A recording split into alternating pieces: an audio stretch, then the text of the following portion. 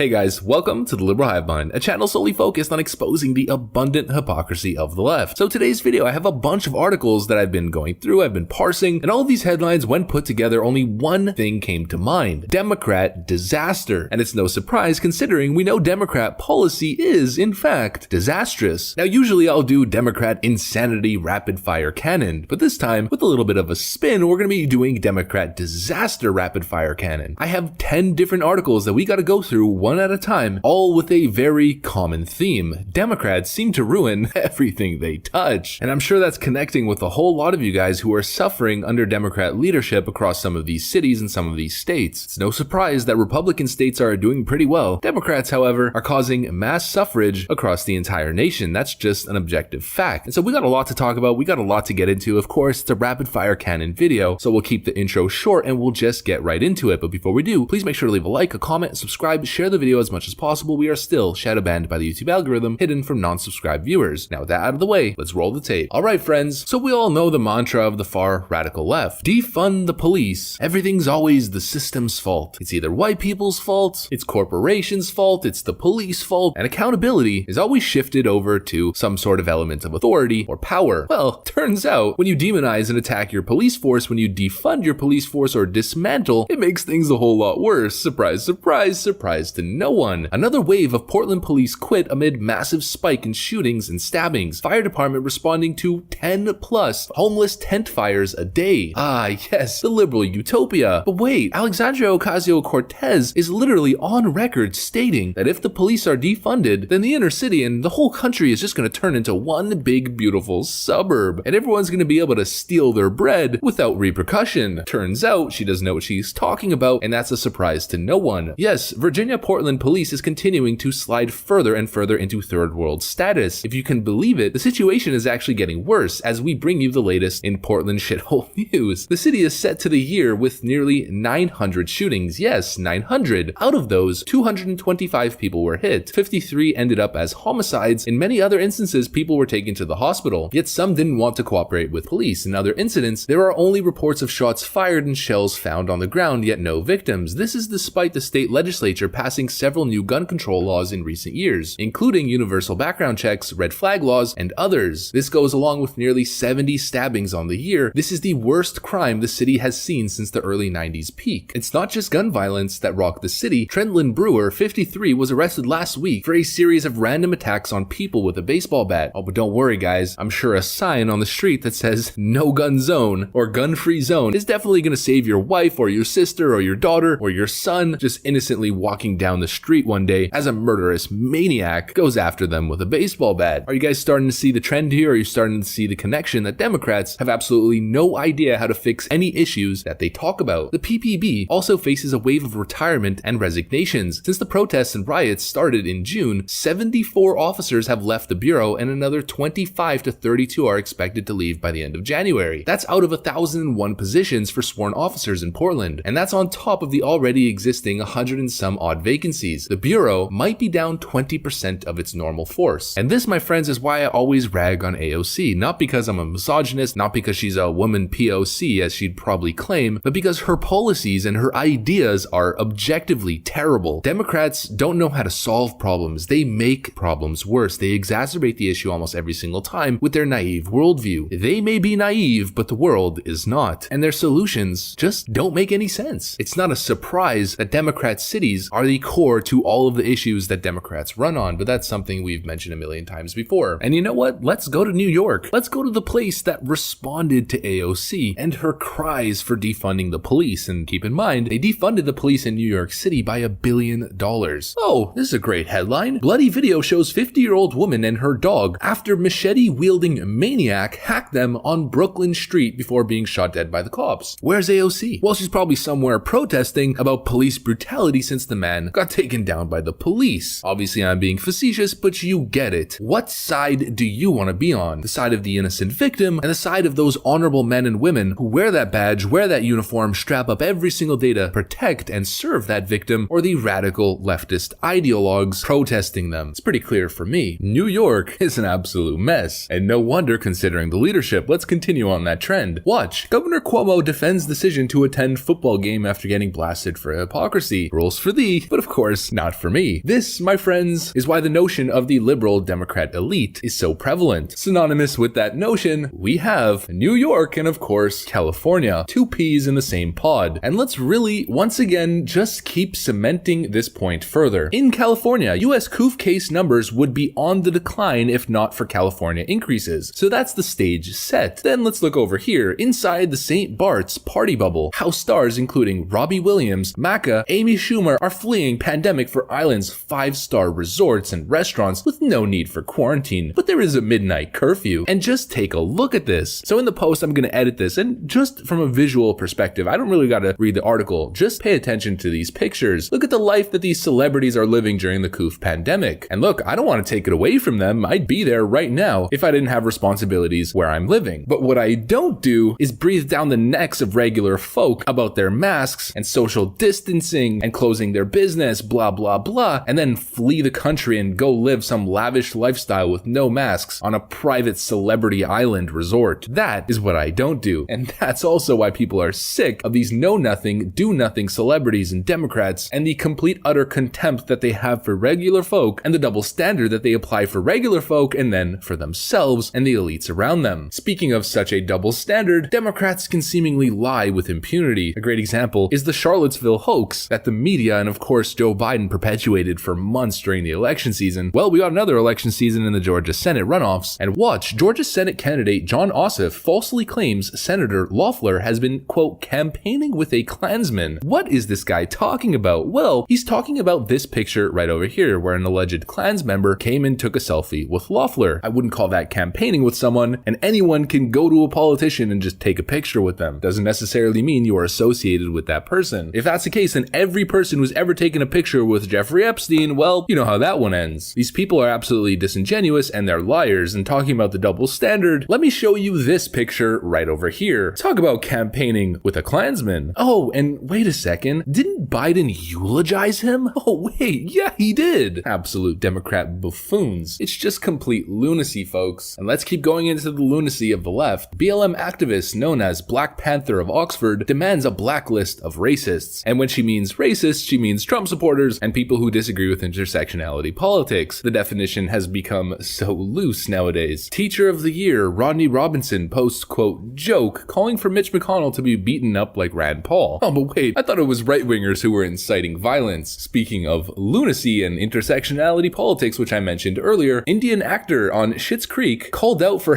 having Indian accent. Give me a break. Please give me a break. No, seriously, I need a break. I need to go on vacation to some private island with a midnight curfew. And so you wonder why this toxic culture is so widely disliked. You wonder why the Democrats pandered to it during the nomination process and during the primary process, and then immediately during the general election dropped it like a sack of potatoes. You wonder why you see stories like this. Watch, Bernie Sanders says he has not been asked to help Democrats in Georgia Senate elections. Did they ask me to go to Georgia to campaign? No, they did not. Does that tell you anything about them or where that race is? No, I think that race is very, very important. And I would say to our friends in Georgia that it is terribly important that we elect Warnock and Ossoff so that, in fact, if we're unable to move aggressively right now on those $2,000 checks, we will do it, I believe.